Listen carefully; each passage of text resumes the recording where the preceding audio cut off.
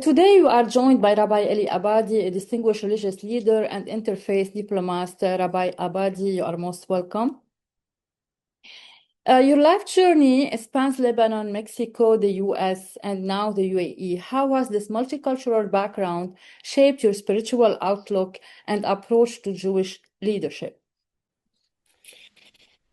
Well, having been born in a country from parents from another country, lived and grew up in a different country, and finally living in two different countries, that has given me a lot of experience, knowledge, and ability to live, survive, and coexist with many cultures around me, cultures, religions, ethnicities. And that is very important for any leader to have. The ability to combine all what he has experienced in life, all what he has learned in life, to be able to lead.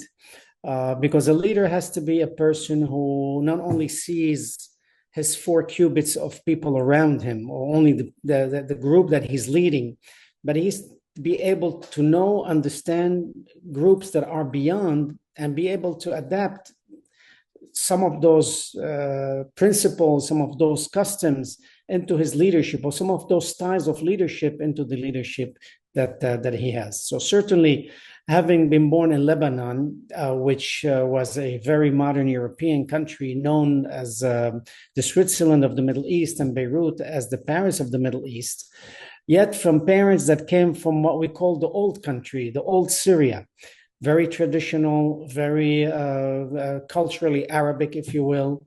But yes, able to combine that. And then growing up in Mexico, which is completely a Western country with a different culture, different ethnicity, different customs and values, and yet having to adapt that and combine them with my upbringing. Then living in the United States, and all my professional life, I trained here, I studied here in the United States. And so that added yet another level, if you will, another of my upbringing, of my learning, of my knowledge, of my experience from a Anglo-Saxon point of view. So I have the old Middle Eastern tradition combined with a modern European style, combined with Latin American, South American, Spanish style, and now combined with the Anglo-Saxon style and of living. Definitely, I believe it gave me a very round-up cosmopolitan education and approach to all what I do in my leadership with the people that I deal with. And that has opened up a lot of doors for me and a lot of bridges with many groups. Growing up with family roots that endured displacement and exile, how do you connect that legacy to your work in interfaith and diplomatic spaces today? And what do you wish for Lebanon? What do you say to the Lebanese leadership about the situation, especially Lebanon is not the pearl of the Middle East anymore? So having all that background helps me significantly to connect with new culture, with new religions, or with new people, because knowing differences between religions, between ethnicities, between nationalities, between different customs and traditions, gives me the ability to understand the other side and to be not just tolerant by acceptance, right, of them, and not just that, but by understanding them and feeling close to them. When a person is raised only on one culture, if you will, or one set of values, it's very difficult for them to understand the values of the other side, to appreciate them, and to accept them and to cherish them. But having a person who has lived in so many milieux is much easier to understand, to value, to accept, and to cherish other people's values. So that has helped me significantly in opening up doors and building bridges with different religions, with different cultures, with different nationalities. Mm-hmm. Now, as to Lebanon, of course, my wish is that Lebanon should return to be the Switzerland of the Middle East and Beirut, the Paris of the Middle East. Not that Paris now is as good as it used to be either, but of course, I wish and I desire and I work very hard and I will work as hard as I could to return to Lebanon to its time of culture, flourishing culture, of freedom, of democracy, of people enjoying life, contributing to society, developing a country.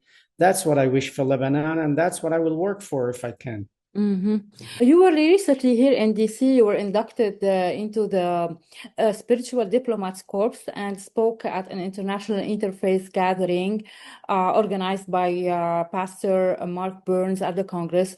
What does this experience mean to you, and how do you see religion contributing to peace building now? So, of course, that was not my first interreligious conference. I've been doing this work for 30 years. So this was a complementary to what I have been doing. And certainly it was more of a formalization of a tract of life. And especially with Pastor Burns there and many other leaders and pastors from around the world, it strengthens our ability and our desire to use religion as a vehicle for peace, for understanding, for connection between different religions. We have to understand that freedom of religion not only means freedom of your religion, but freedom of everybody's religion. Each one with his own religion, with the respect that they deserve, and with the freedom that they need to exercise and to live the religions that they have chosen to. So once we know that religion is not a monopoly, religion is not something that the entire world has to accept one type of religion, but that we respect other people's religion, because at the end of the day, we're all praying to the same God. Different ways, but we're all praying to the same God. We all obey the same God, sometimes with different names or with different path towards that. But it's the same God. We are all the children of the same God, of one God who created the world and who is within us in the world. And so once we have that, once we understand that our religion is not the supreme religion, once we understand that God meant that different group of people have different ways of worshiping him. Since President Trump delivered a message at that event, and also he is the president of peace, how can you see this? Well, that is a very important goal for him to set as president of the United States, and usually the United States being the leader of the world, of the free world. That is a very noble goal to establish and to set for himself, to create peace. Because without peace, there is no progress. Without progress, there's no living well. Without living well, there is no advancement of the world, and there's no connection and living in peace, coexistence, and harmony between nations. So peace is very, very important. At least in Judaism, we say that the best blessing that God has given his people is the blessing of peace. And we say that during our prayers 3 times a day. So I definitely support President Trump and his pursuit of peace in the world. He has worked hard in the last year to achieve peace in several areas of the world. Of course, the job has not been finished or done. With peace, you cannot make peace and relax, so to speak. You have to protect that peace. You have to make sure the peace continues.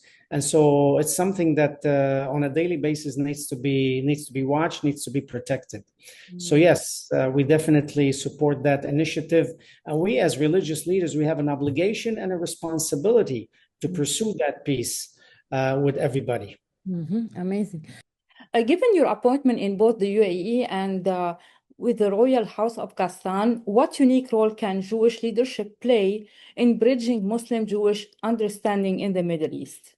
It's hard and it's probably very difficult. Judaism is the mother religion, if I may say, to Christianity and to Islam, and some historians will say even to Buddhism and Hinduism from the ancient times of Abraham. So as a mother religion, we have the responsibility to bring all the other religions together, to understand each other, to cooperate with each other, to live with each other in peace, and to help progress of the world. It's a responsibility of us as seeing like we are the most ancient religion of the ones that are practiced today. And therefore, we have that responsibility to be the mother figure, if you will. As a mother always gather her children together, so we have that responsibility, and we ought to do it with dignity, of course, with respect, with acceptance, with tolerance. And so that's what we're supposed to do. And then, of course, the leaders of other religions also have that responsibility, because a religion is meant to create peace in the world, is meant to create people together, is meant to refine mankind. And so that's what we need to use religion as a vehicle for that, and not as a vehicle to make war and to show differences and to create conflicts. Yeah, what are the challenges for interreligious dialogue in a region that is still in conflict? There is no change. There is lots thing to do to fight corruption. As we said, it's really not easy at all. It is difficult. You have two issues that unfortunately play a hard hand. One is politics, and unfortunately, many politicians they harden their position, or they take a stance because that will make their position to survive, their political position, their power. And so one of the difficult situation is politicians. The other difficult situation are the religious people themselves. I like to differentiate between religion and religious people. Religion is one thing, and religious people sometimes use that religion to their own benefit and self-serving. And so when they use that, they usually are using the religion incorrectly. And unfortunately, we have seen it throughout history, throughout the ages, and it's certainly in our century and the last century, where religious leaders use religion, or in the name of religion, by using it to create conflict, to create war, especially when they claim that their religion is the superior one, and therefore anybody else must follow it under the penalty of death or punishment or persecution. That is only the religious people who are creating that situation, not the religion itself. Yeah.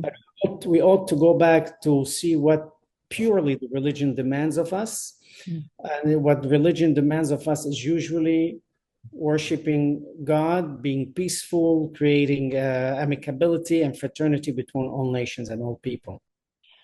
Since the UAE signed the Abrahamic Accords, what long-term impact do you foresee for Jewish-Arab relations? And can you tell us about the history of the Jewish community in Saudi Arabia?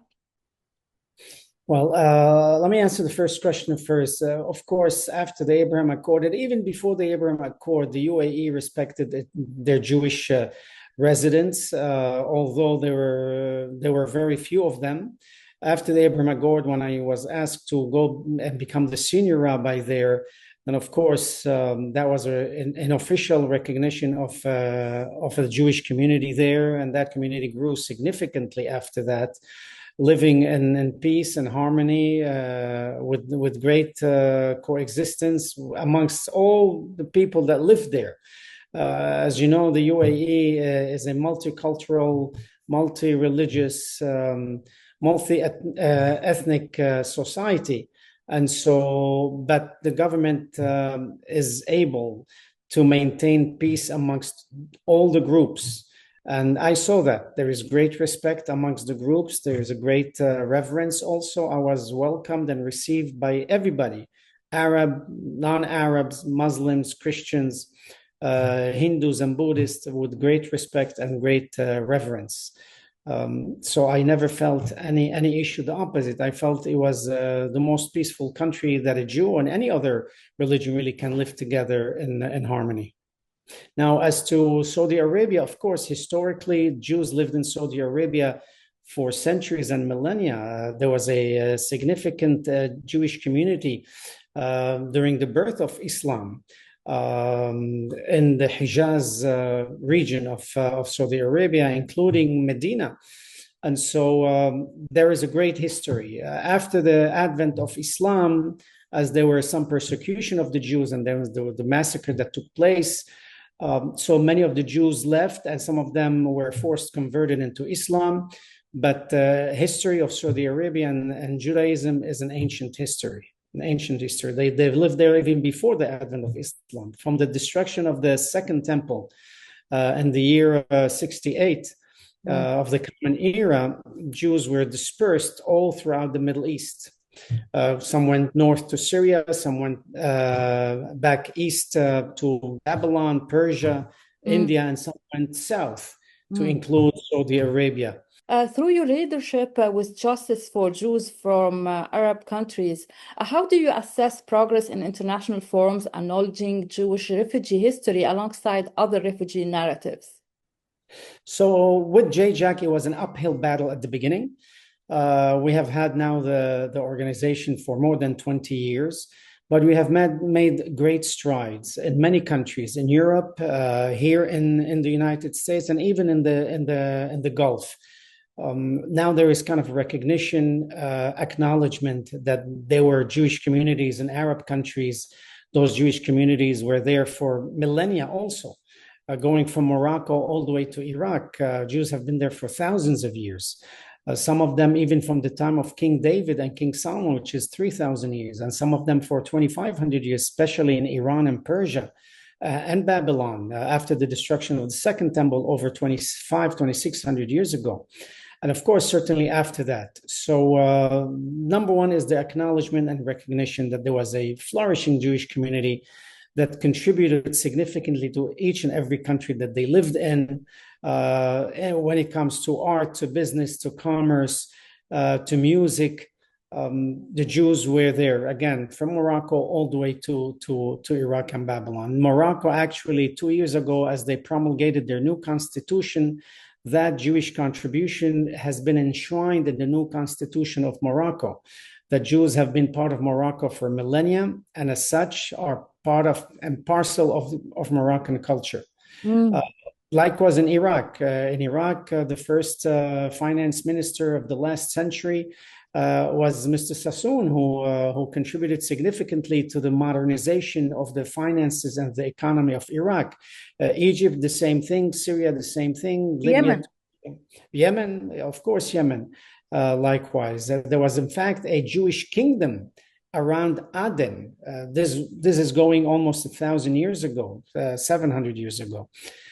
So that more and more people, at least more and more Western countries and Western societies are recognizing and accepting that. And now even in the Arab countries are recognizing it, accepting it, and admitting it. In a sense, Syria, the new president of Syria, is inviting the Jews to go back to live there. Wow. The population of Iraq, likewise, is inviting now the Jews to go back.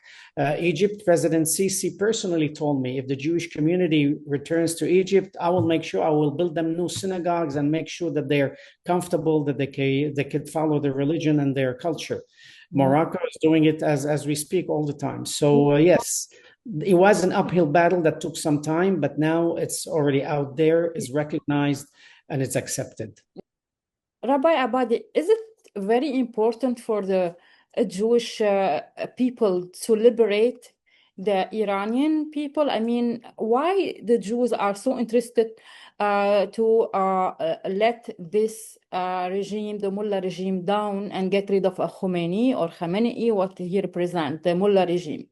Right. So the relationship between the Jewish people and Persia dates back 2,600 years ago, from the destruction of the Second Temple by Babylon. And then from Babylon, as Persia took over Babylon and won the war against the Babylonian army, then the Jews lived in Persia. And there we have a whole story of Purim, the holiday that we celebrate of Purim, which is coming up in the next month and a half. It celebrates basically the life of the Jews in the empire of Persia. which included 127 regions or states.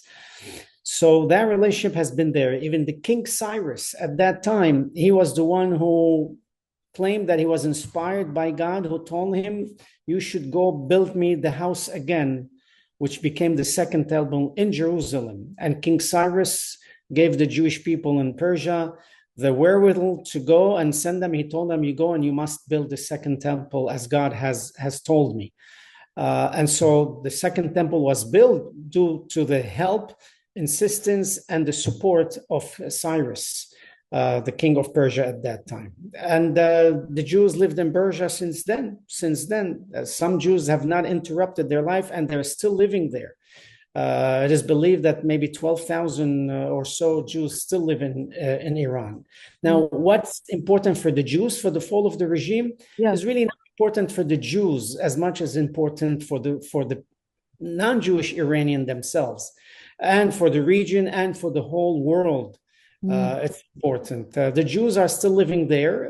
They're very careful. They live there. The government claims that they have nothing against the Jews. They have only against Israel. And so therefore, they kind of semi-protect the Jewish population there. They live tranquilly. They have to be very careful. So for the Jews, yes, it's important, but it's much more important for the Iranians themselves, the millions of Iranians, non-Jews who live there, to live in freedom. It's important for the Gulf region, because as long as you have Iran with the present regime, you're going to have Hezbollah, you're going to have the Houthis, you're going to have Hezbollah in Iraq also. You're going to have terrorist attacks throughout the world, not just in that region. So it's very important, not just for the Jews, but most importantly for the Iranians, for the Middle East, for the Gulf region, for Europe, and for the rest of the world, that the new regime changes and freedom comes to Iran. And hopefully a new world order will take place in that region. Rabbi Eli Abadi, thank you so much for this interview, and thank you for your insightful thoughts. I hope to see you again. Have a good one. Thank you. My pleasure.